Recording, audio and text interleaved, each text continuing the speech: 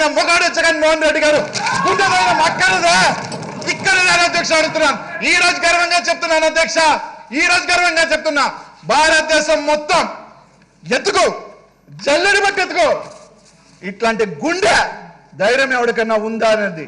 కన్న తల్లికి కోకెట్టినోడు పిన్న తల్లికి బంగారం గాజులు చేసేస్తానడట. ఏదైతే గోరకల్లు రిజర్వాయర్ ఉంది అధ్యక్ష, ఎందుకంటే గౌరవ రాయలసీమ సభ్యులకు కూడా తెలుసు, ఏదైతే పోతిరెడ్డిపాడు నుంచి బనకచర్ల నుంచి ఖచ్చితంగా గోరకల్లుకి రావాలి. గోరకల్లు రిజర్వాయర్ నిండితేనే అవుకుకు వస్తుంది, అవుకుకు నిండితేనే గండికోట వస్తుంది, గండికోట నిండితేనే చిత్రావతికి వస్తుంది.